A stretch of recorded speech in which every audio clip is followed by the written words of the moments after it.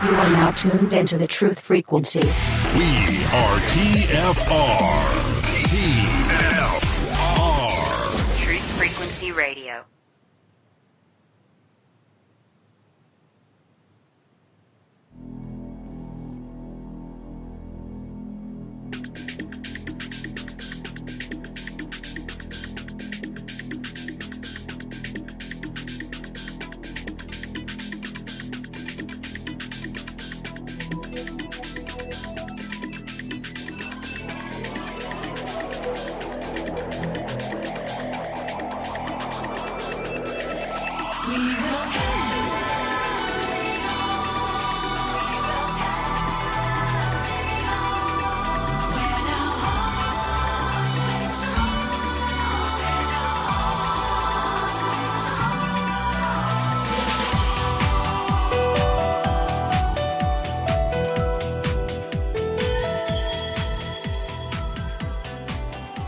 Live from Melbourne, Australia, and all around the world, wherever you may be. I'm your host, Nikki Colombo, and welcome to the Nikki Colombo Show. And tonight, we've got a really special guest on tonight. We have got Randy Cramer, also known as Captain Kaye.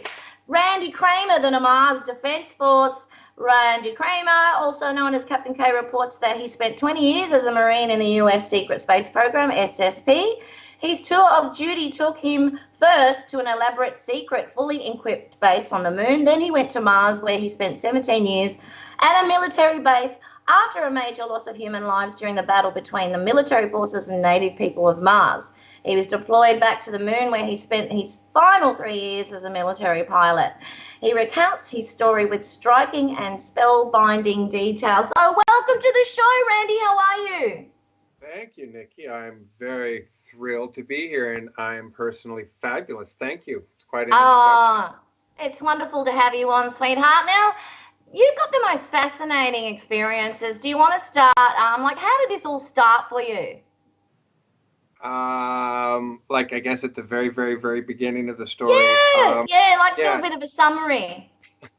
Right. So, mid-late 1960s was sort of the real beginning of the genetic augmentation programs in which soldiers who were to be made for future use, they were really starting from really early on in the youth stage or from early development. So I was from a program that actually genetically engineered myself and 299 other participants from the ground up and trained us from childhood to be highly proficient at all kinds of killing things and blowing stuff up.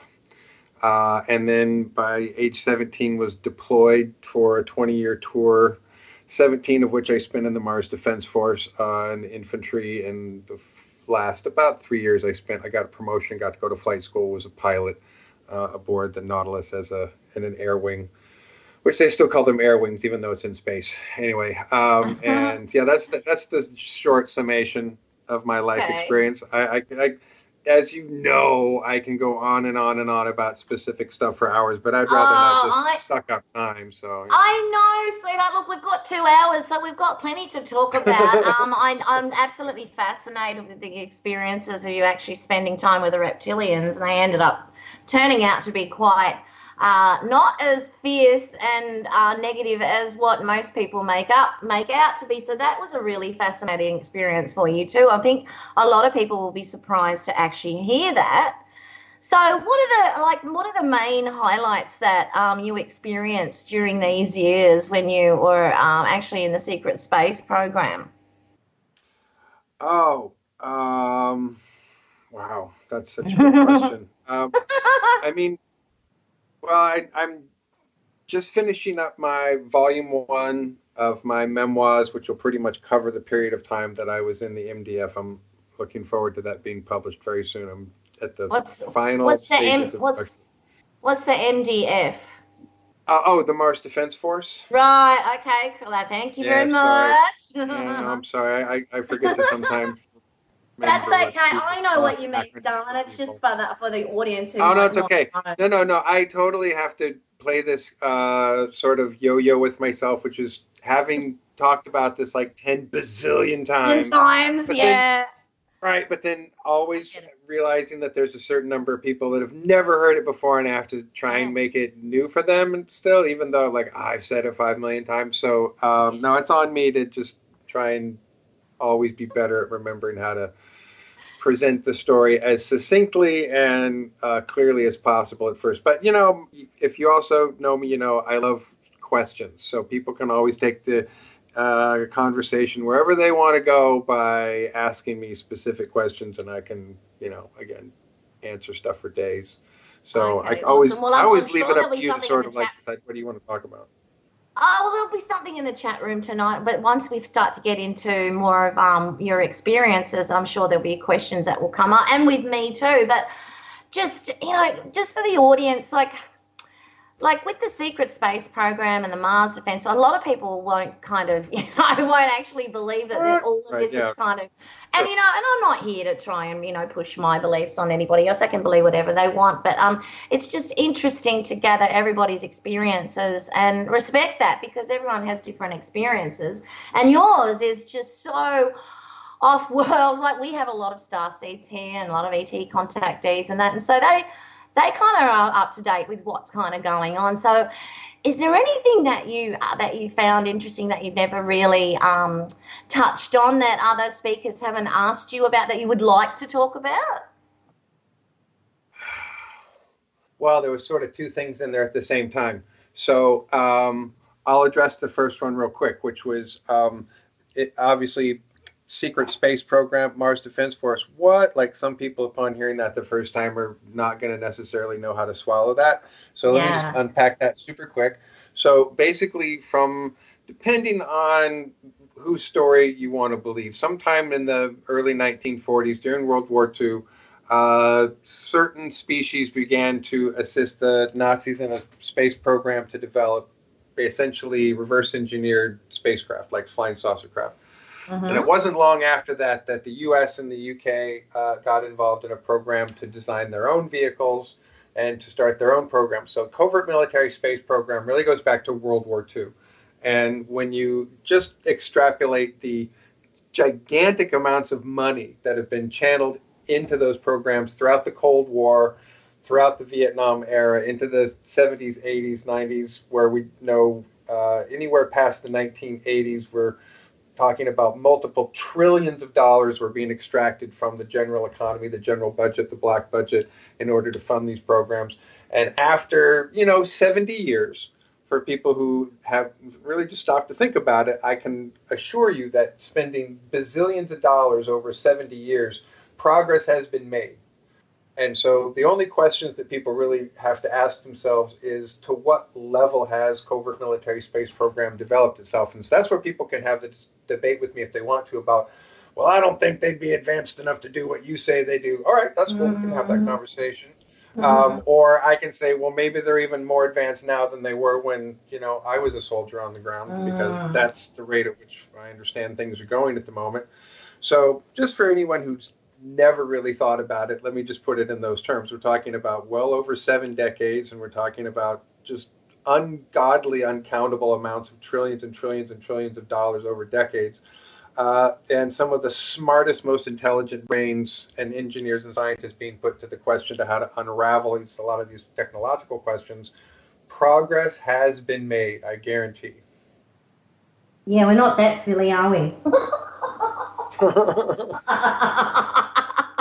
When you put it in logical terms like that, it makes sense, doesn't it? Especially after the Donald Rumsfeld thing, oh, geez, we lost about $3 trillion on next day, 9/11. I'm like, hello,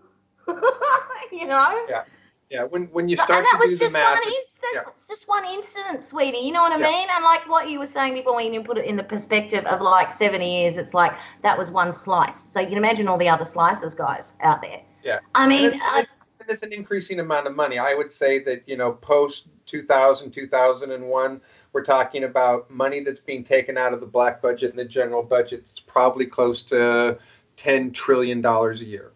And that's not all the money that's being spent. That's just like out of the U.S. economy, if people want to do that math. If you want to think about the money that's being drawn out of other countries, private sources of wealth, royal families, everyone else who has an interest, you're talking about numbers that get into what we can only think of as ridiculous amounts of money. Because when you start talking about $250,000,000,000, and $250,000,000,000 is 1,000,000,000,000, that's just a ridiculous amount of money. But that is the kind of money that we're talking about when you talk about the global infrastructure of covert military space program activities. There's just nothing in the last 3/4 of a century that we have spent more money on than making sure that we have the most advanced technology to get into space and defend our planet from other things from space, and allow people who are wealthy and powerful, because that's what they want, is to extract advanced technologies for their own benefit. So they've made sure that a lot of funding has gone into these programs because they want the benefit of those advanced technologies for themselves,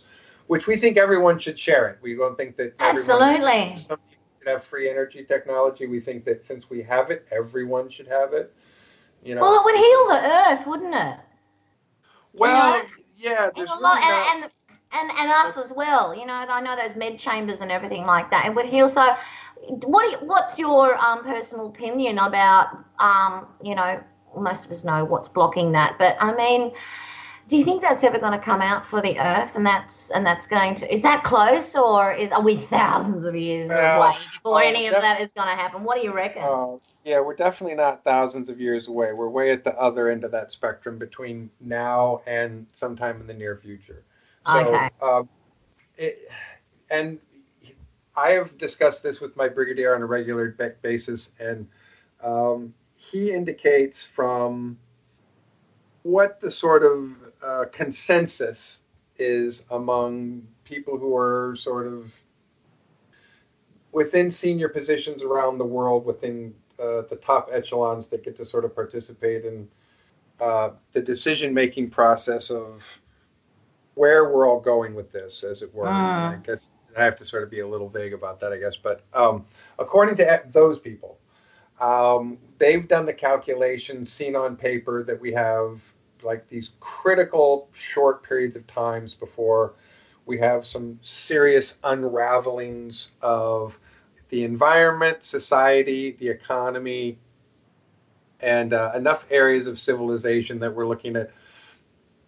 We're already sort of facing civilization decline, but if we hit civilization collapse, trust me, that coming back from that, once you hit the collapse point, is much more difficult than intervening by any means necessary before you actually hit the collapse point. So the people who make billions and billions, the people who make billions and billions of dollars a year, we have explained to them, if you want to continue to make billions and billions and billions of dollars a year, you should really cooperate with a program to disclose the truth, get the advanced technology out, because you can make more billions and billions of dollars, and the planet won't, collapse, and your economy won't collapse, and then you'll stop making billions and billions of dollars a year. So those people have been basically convinced, because the math of, I don't want to lose tons of money, I want to make tons of money. Oh, you're right, we should totally do this. So the consensus really around the world, for the most part, like you're talking a good almost 3/4 of everyone who's participating in this larger conversation, thinks that we have to disclose something soon. Question is how. Yeah, right. That really becomes the question. So, hoax invasion is still totally on the table. Oh, God. And what about the Tom DeLonge thing? What do you think about that? Which now? What now? The Tom DeLonge thing. Tom DeLonge from the rock band, and bringing out the technology, and like, but we need money. That's the last that I heard, is that they had been propped up by someone who had given them some money, and then in really sort of a classic operation with someone like that, you're like, oh, hey, that's a really great idea, we'll totally fund you to do something, and then totally like revoke their budget, yank out the tablecloth from them, and watch them crash down to the front to the floor. So it seems like that may have been what happened. I don't know. I certainly so far was hoping that there might be some good of that, but look, the truth is that until certain things get really shaken loose from the tree, it's just going to continue to be a struggle to get some of these technologies into the public sphere in any way, shape, or form. So it's just a matter of who's going to intervene first. And another one of the reasons why the leaders that be would rather take charge of the situation is because if we don't, well, then there's a really good chance that someone else will. There's enough extraterrestrials who, could just show up one day and be like, oh, hey, what's up? And there'd be like 50 million vehicles surrounding the planet and everyone. They just land everywhere and be nice to everybody. And, that's the last thing that the powers that be want to happen is just like this massive to know you, neighbor to neighbor. When the whole neighborhood shows up and talks nice to everybody, that would be chaos to them. So they would rather control the narrative in one form or another. So what I'm saying is I would expect that in a short period of time, they're going to control the narrative in one way or another. Now, whether that's through a hostile, aggressive theatrical scenario or whether it's through a more peaceful theatrical scenario, it will be a theatrical scenario of one kind or another, and it will be designed to walk us through the process. So, and they, just because of what they're looking at math-wise, there's no dragging that out for 10 years. Like, they got to get that on, underway within a pretty short period of time. So I think, we just have to be patient. It's not far. I think we're really close.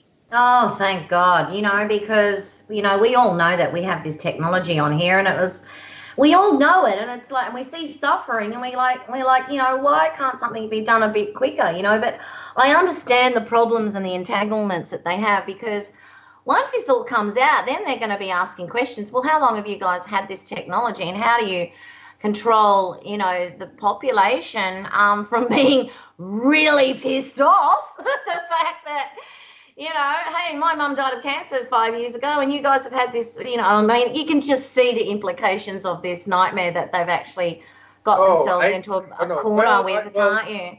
Well, let me say this. I guarantee that whatever narrative that they're going to come out with in order to try and explain to everybody, that there's other life in the universe, it's not going to be the truth, the whole truth, and nothing but the truth. That's just not going to happen. They have no choice but to protect their own interests and their own asses in this way. And so, of course, they're going to spin the narrative to something that favors them, which will be like, oh, we just figured this out. And even if half the world is laughing, like, oh my God, you've got to be kidding me, you're not really going to tell that lie. Like, that works for enough people that it will go as the public story. I mean, and we'll still have all these people who know that that's not the real story and there's something else going on, and we'll still be talking about it and trying to get, more truth information until somewhere along the line those two things meet in the future. Now, how many years or decades that could be, that's not for me to answer. That's like a human species question to answer, like when we sort that out. But based on just pure necessity, we're just coming to that point where there will be some form of disclosure, and whether, again, it's really honest or it's really like just not the whole story at all at first is going to be up to the people who are just designing that event and how they want it to roll out. And all I can say is, from what I know about those meetings, there's not a plan hasn't really been settled on. There's a plan A, a plan B, a plan C, et cetera. There's like 5 or 6 different options that they're still considering on the table, and they haven't made up their mind. So even as far as my intelligence tells me, there's no definitive decision exactly how this is going to happen yet, other than it has to happen really soon. We have to get on with it right away. We have to be completely prepared as soon as possible. So, yeah, it's kind of like that. Everyone knows they got to get in the bus and get on the road. But, they haven't exactly set their departure date because they haven't figured everything out yet. But we're motoring there. Oh, thank God, I tell you, because all of us, we're kind of like, I think a lot of us are tired out there where we're kind of like, hurry up. Can you hurry up with all this stuff? Because before the world turns to absolute crap, because there's so many negative things being shot at her and us at the moment, and people are dealing and navigating through these energies and everything like that. And sometimes it can be tiring, because being awake, you can see what's going on, but there's really nothing that we can do about it. And I've heard for 2 years now, the economy's going to be changing and we're going to be backed by gold from the Chinese. And it's like, I have heard this for 2 years and nothing has really changed at all. I mean, we tried the Bitcoin, we tried, this and that and all that kind of stuff. And it's like, you know what? for me, it's just like they're kicking the can down the road to make, excuses and time to give themselves, time to work out how to deal with all of that. But, so I can feel the energy out there of people like, I'm sick of all this shit. Hurry up, let's get on with it. We know what's going on. We need to start and doing something. But because we've got people up the top that hold those powers, a lot of people out there feel very powerless. So they go inward and then they start to have their own tools and techniques for contact and downloads and guidance from, off-worlders, all that kind of thing, to kind of navigate them through these kind of full-on energies. So we've got about 6 minutes until the next break. So I really don't know where to go after. I could go anywhere with this, couldn't we, Randy? Okay, what springs to mind right now that you would like to talk about? Seeing I put you off track for a couple of times, went off on a tangent a couple of times. Oh, well, since you mentioned there at the end psionic communication with extraterrestrials, I'll just add that we fully endorse at this point that people engaging in disciplines of self-mastery to understand how their brains and their minds work and how their disciplines and their focus to be able to achieve psionic abilities and psionic awareness are critical. So we fully encourage people to be engaging in any practice and discipline of self-mastery in order to think and have a goal of being able to telepathically communicate with extraterrestrial beings or other beings. We think that's a great idea, and we fully encourage and that people do that a lot. And if you're doing it a little, do it more. Because communication is more important than anything in this equation. It's just absolutely the most important thing in the world. And so if the main line of diplomatic conversation is the sort of track one, as it's referred to, of diplomacy is not really being effective, then it's perfectly reasonable, acceptable, and desirable for human beings to engage in something known as track two diplomacy, which is to go ahead and navigate as representatives of their planet in diplomatic conversation and reaching out with extraterrestrial beings to have conversations about legitimate concerns about exchanges of information and technology and trade and things that they are not prohibited from being able to communicate with their interstellar brothers and sisters about, if they choose to acknowledge that they have the ability to communicate with them, master the ability to experience that mental focus and communicate with them, and therefore bypass all that other bullshit. So that's a great idea. I think that's what's happening a lot around the world, is that people having personal experiences, so they can have their own personal experiences and they can kind of discern about what's real and what's not real out there. That way they get a better decision-making choice about what they should do with certain circumstances because of all this contact that's happening, which is, like you said, the information is controlled on this planet, and once they break through that information on a personal level, that's when we start to have much better diplomatic relationships with off-worlders, ETs, aliens, whatever you want to call them, interdimensionals, ultra-dimensionals, parallels, no matter what you want to call them, it really doesn't matter. I just get this feeling that there's going to be coming to a head where all of us are going to finally have a much closer contact experiences as years go on, much more than what we have in, say, our dreams and visions and meditations and interdimensional kind of stuff. And, ETs popping in and out of your frequency, have just for a bit of a looky-loo to what's going on. I mean, I know a lot of people that have had that kind of stuff as well. So have you had, because of your past experiences and that, do you still have contact telepathically with the reptiles that you spent a time with was it on Mars? Yeah, I can. Goody. Yeah, I mean, I certainly can. It's an option. It's I would say that their sort of permanent link was established. So yeah, I absolutely can. And I do on a semi-regular basis, not a regular basis, but a semi-regular basis. Okay, so for people who have got only vision, their imagination to to use as a tool in this case. Like, what was it like when you first came across your first reptilian? Are they as scary as everybody think? Are they really 8 feet tall and like got, heavy telepathy to kind of mind control you? Did you experience all of that? Well, I mean, the first time that I experienced them in live person was in a combat scenario. So Wow. that meant that they were they had a very fierce presence for sure. Right. Okay. Some of them I would say were upwards of 7.5 feet tall. Those were some of the really big ones, but most of them were probably between 6.5. So they were tall, but not gigantic for the most part. And we had a full body powered hydraulic armored suit that made us stronger and jump farther and punch harder, and we had a pretty accurate railgun that could fire off tri-burst rounds or fully automatic rounds of a alloyed slug that was pretty effective at close range with a an exosuit. An exosuit. Yeah. Oh yeah. An exosuit. Right. In this case it was a full powered body armor and environment suit, but it absolutely was an exosuit built into it. So it had the hydraulics and the legs and the arms and the torso. And God, you must have felt like bloody Superman with something like that on. Well, this is my point. Yeah, that's my point. So that while they were terrifying, we were, well equipped.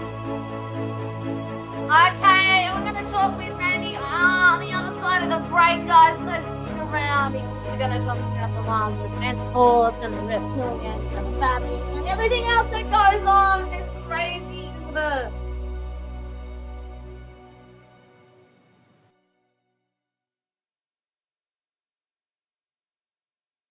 This is Truth Frequency Radio. No hate, no hype, no fear. Real people, real radio.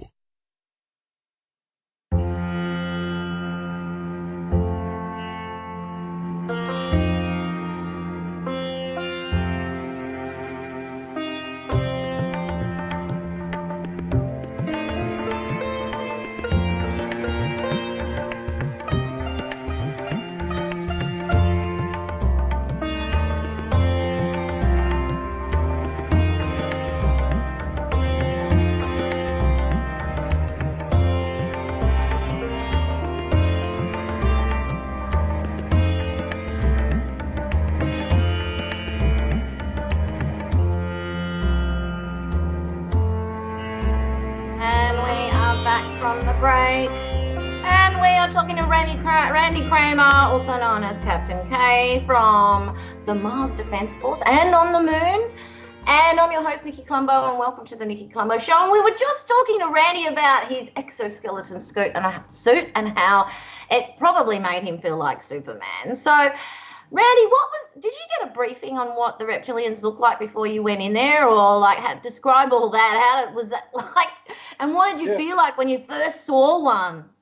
Yeah, no, we absolutely had a briefing on them, and were actually also had been prepared in a virtual simulation apparatus, which, at that point they were nothing more than really a computer-generated version of themselves, so they weren't very scary. Yeah. So seeing them in real life, they were much scarier. But it was intimidating at first. I mean, we were a good distance away, and they were. I mean, this is the first time really in a large group outside of a training exercise, engaging in a combat fight with a freaking extraterrestrial species. It was pretty mind-blowing. But they gave us performance drugs, and so right before the battle, there was like an injection that went off in my suit that sent my brain filled with all kinds of like fighting drugs, and so then I didn't care. So anything that I was feeling that was fear or anxiety or trepidation disappeared with the drug cocktail, and it just was brawl at that point. So You must have been adrenalized up and all sorts of stuff. My God.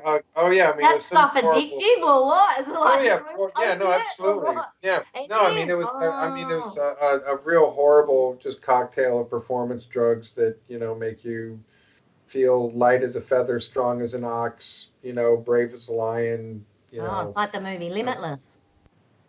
Yeah, I mean, except you don't mind killing all day long. I mean, you don't mind. You just don't mind.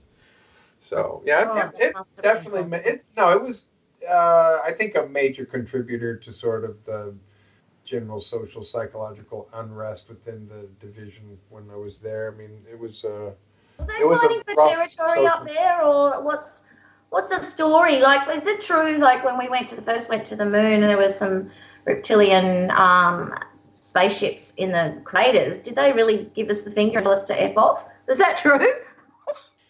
My understanding is that started a conversation.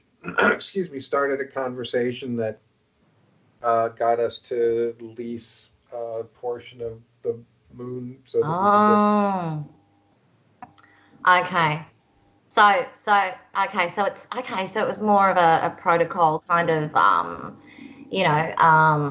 experience. It wasn't quite as them telling us to nick off. Was that right? Well, at first they might have. I haven't read the file, so they might have said "fuck off" the first time. That's what I'm thinking. That's what I heard. They were basically giving us the finger, saying "f off," So. Yeah, but we've got persistent people who would be like, no, go back and ask them more questions. And I mean, we've got persistent people. So at some point, they hatched out an agreement and rented some acreage. And so, what started the war between us and them? Was that over the moon or over Mars, or what happened there? Oh no, you're talking about different reptilian species. Oh. Yeah, don't be a speciesist about it, Nikki. Oh, that's a good word. I'm going to put that on my bumper sticker or a T-shirt. Totally. No, Speciesist, how dare you? No, I've totally experienced it, especially around reptiles. And so people have these very sort of monochrome ideas that, because draconians have given all reptiles a bad name, really. And so a lot of people think, oh, they're all cold-blooded and they're all heartless and they all just want to eat your children and, enslave you. It's just not true. And certainly that was not my experience when we got up close with the indigenous reptoids on Mars. They're very civilized and have a deep social, environmental, spiritual consciousness about them. So it was a completely different experience. So I'd love to hear that. That's beautiful to hear that they have a deep spiritual consciousness, because a lot of us have that on the earth as well. And if we can raise to that level, I mean, we'd all be in harmony and have a peaceful life. But no, the ego comes in and just completely screws it up for everyone. So, like, you got captured, didn't you, with a couple of guys, didn't you? How did all that happen? I was the entire squad, and we basically went down into this cave and got separated and got captured and purified and then given an opportunity to live and learn among them for a little while. So it was really just less than 6 months, probably. And, okay. What do you mean by purified? They didn't put you in a chair and zap you with electricity or anything, did they? No, I got hung from a pole for days. Yeah, on my tippy toes. So I could barely stand on my tippy toes and was otherwise strapped. But no, to be fair, I mean, I was as a soldier in the state that I was in. I mean, we were on a drug cocktail on a daily basis. I mean, I was not in the position to have a really good cerebral conversation with. So I can understand why they thought that they needed to detox me before. I see. Okay, I get it. Because to be honest, I'm sure I needed days of water only and no food and no drug cocktail in order to sober up and be able to have a clear mind about the conversation that we were going to have. So I don't hold it against them. It was it was a rough process, but I get it, and I needed definitely to clean out before we could go forward and have a civilized conversation, species to species. Wow, that's absolutely incredible. So they actually, it's like it was turned from something negative into a positive, like alchemy, like alchemy, you know. Yeah, and it was really all on their doing. The whole thing was initiated by them to get closer and communicate with us, and so it wasn't even really an accidental thing, our being captured and so forth. It was they sort of set bait, and we sort of went after it like rats to cheese and got captured. Yeah, it's pretty straightforward, and so they pretty much directed the whole thing and really. Taught us a lot about their own particular view on metaphysics and personal psionic self-mastery, and it was really quite fascinating. Yeah. So anyway, I tell all about it in the book, so people will get to read about that. And when's that coming out?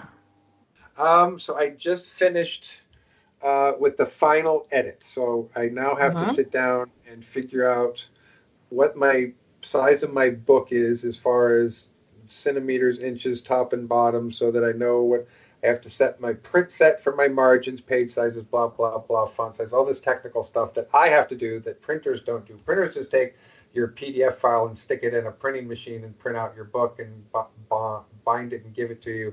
But you have to do all that other stuff. So that's all I have to do is sort of reformat everything, as the pages will have to look in the book and do the print set, which is mostly a lot of copy and paste work, and then I'm done.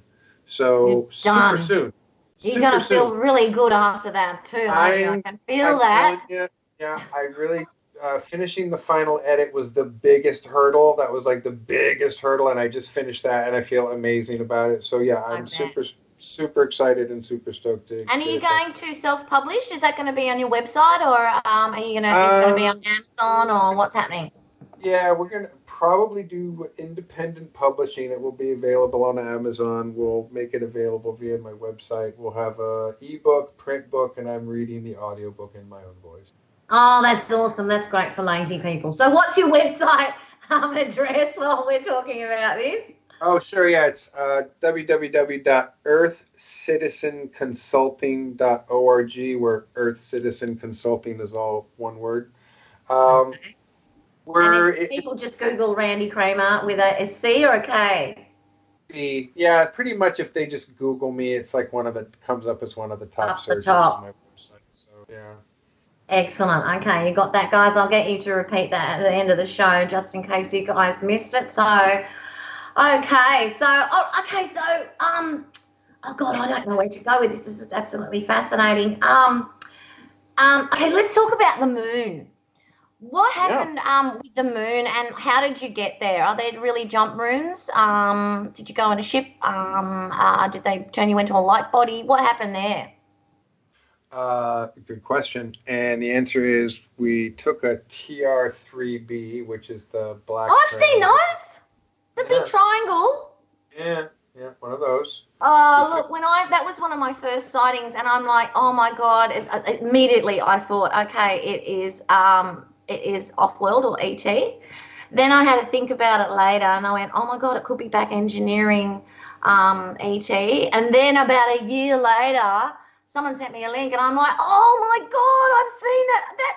Randy, that disappeared right in front of my face. It was about 4 meters away from me. It was waiting for me. It just showed up, bang. And then I took the wrong turn off the highway because I was looking at it. It was so bloody big. It looked like a big manta ray, and it looked like melted rock from Machu Picchu with lights underneath each triangle, each corner. You might have been you saying hi to me. No, that wouldn't have been me. That wouldn't have been me. But we use a lot of them. So yeah. Wow. That's been our main.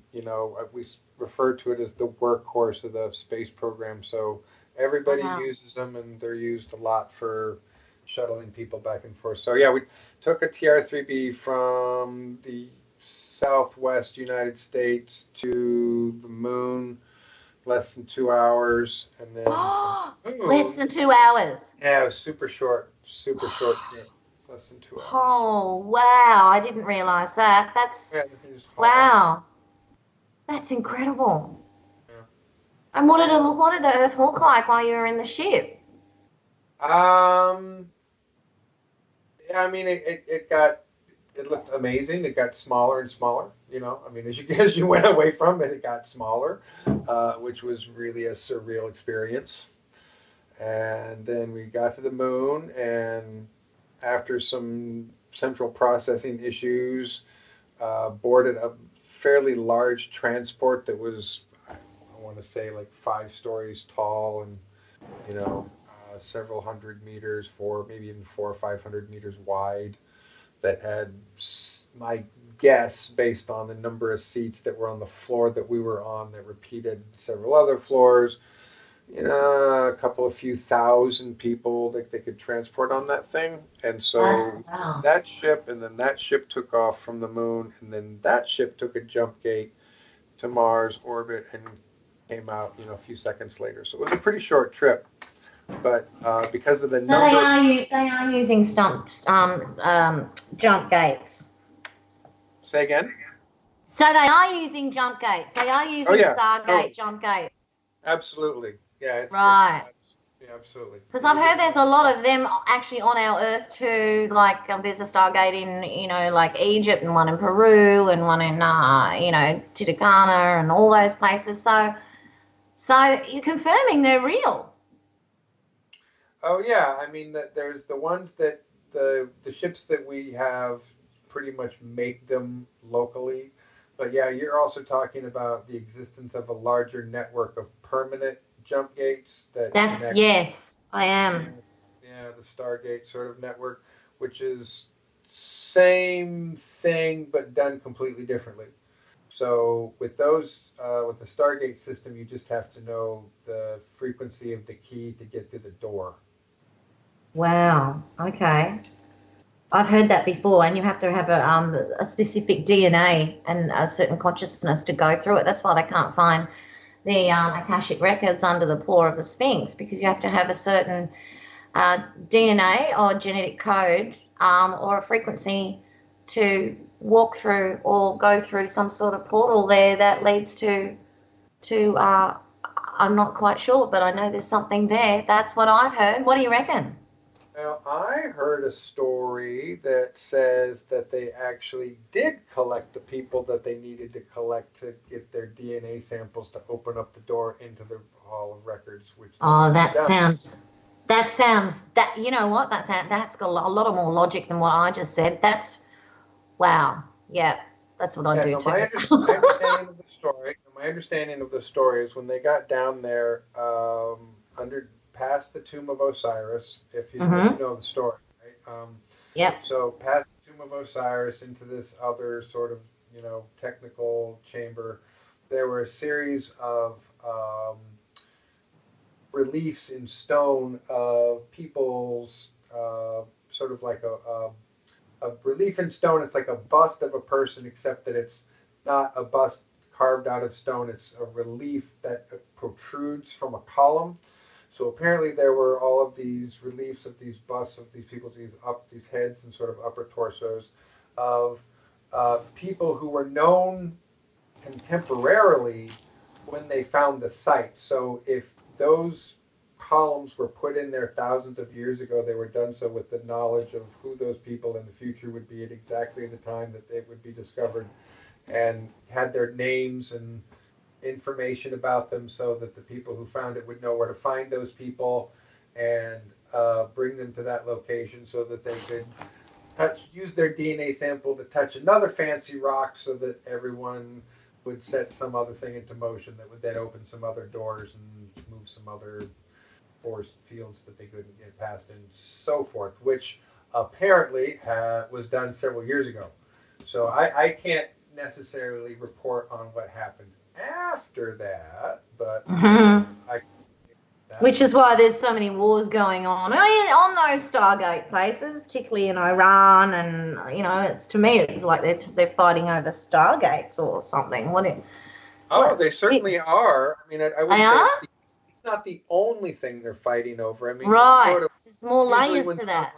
Yeah, it's always layers when people go to war over things. It's usually not over one thing, but that's certainly on the table of things that are being held in contention for sure. And who are the wars against? Who's fighting who? Oh, multiple ETs fighting with us, or are they all mixed together, or what's going on there? I mean, I would say that what we have are a combination of some loose factions of human beings around the world who've in some cases made alliances with other species, in some cases been encouraged by those other species to create alliances with them. Right. And then essentially, if someone has enough of a disagreement with someone else's agenda, well, then some kerfuffles will ensue. And so essentially, this is just some sorting out of different factions of people sorting out who gets to do what and what projects are sabotaged and what projects are let to fruition. And yeah, it's a little complicated. So, and it's a fluid situation. So, I mean, if I laid out a sort of a list of players, in sort of most of these conflicts this year, it wouldn't be the same list of participants in conflicts 10 years ago. Oh, wow. It's a very fluid situation. Wow. It's very fluid. No wonder we can't get a grasp on what's going on, because the stories change and there's so many, like, you can't just throw one species into one genre, because there's so many different layers into that species, and same with us. It's like with so many different different types of people of human on Earth, and so it's kind of the same thing. And so it's making it really difficult to try and work out about, who are our allies and who are against us, because it seems to me they keep chopping and changing allies all the bloody time, and in between themselves as well. I can't even get it. It's supposed to be more intelligent, or maybe not more intelligent, but they're supposed to be more maybe technically intelligent, or further down the road than what we are, and they've still got the same problems as what we do here. Well, that's is where interesting. It's not interesting at all. I think it's a very clear mistake that people make, and that mistake is that people equate technological progress with evolution. They're not the same thing. Not the same thing at all. A certain amount of technical progress doesn't mean evolution. Evolution is a physical, genetic, biological, spiritual evolution in who we are as a species, and that takes a whole nother level of individual awareness, group awareness, social awareness, civilization-wide, globally wide awareness that has nothing to do with our technical progress.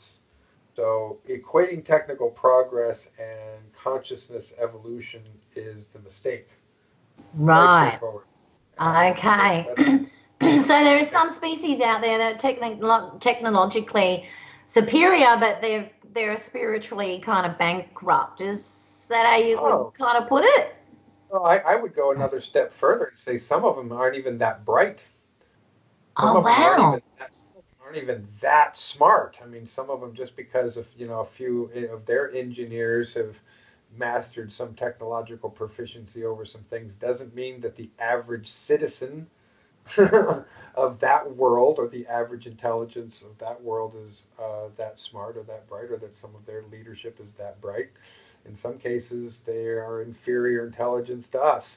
So it's totally possible to have technological advancement and intellectual inferiority and spiritual inferiority. It's completely plausible. So there's hope.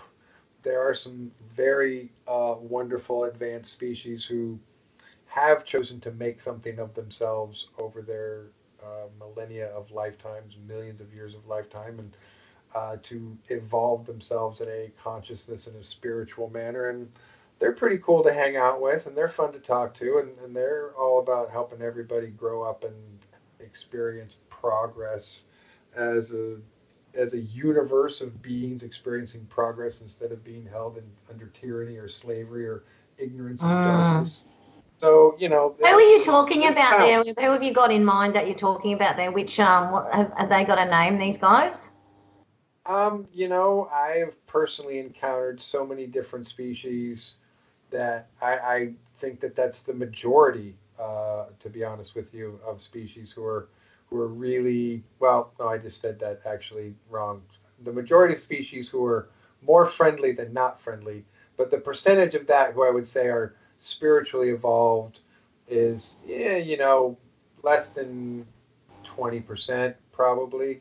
But, those people are pretty freaking cool. So, and even though the people who aren't necessarily the most spiritually evolved, they're usually still nice. It's really just like this 5%, sort of who we run into out there in the universe that are dicks.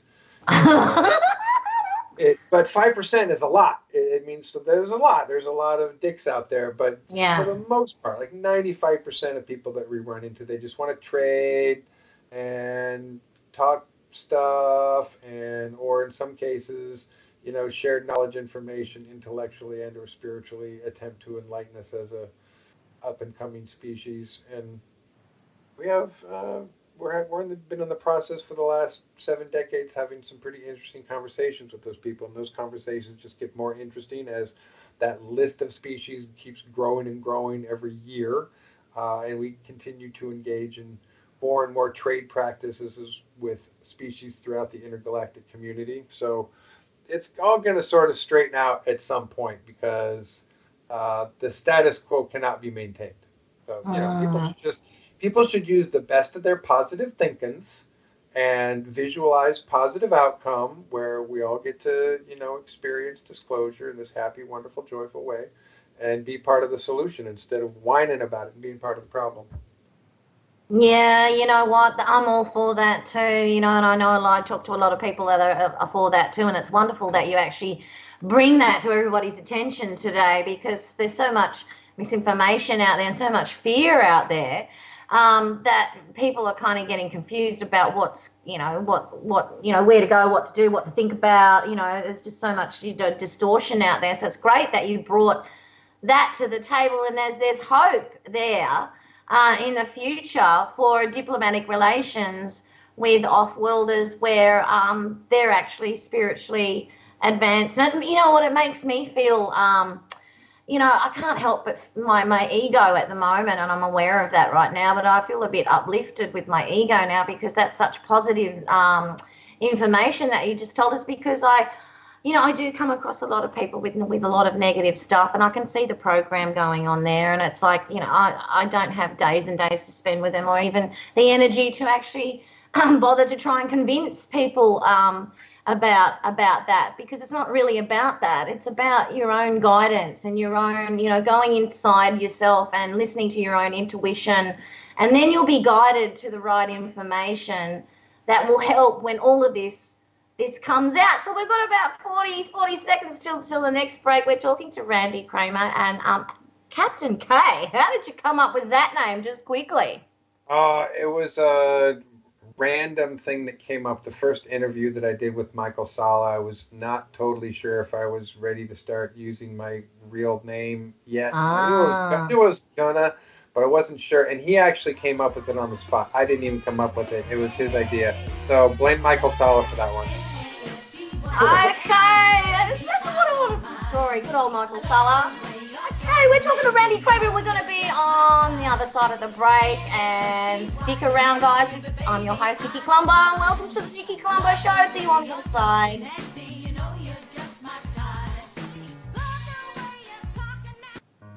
Hi, my name is Ella. You are now tuned into the truth frequency. Your protection from deception. This is Truth Frequency Radio.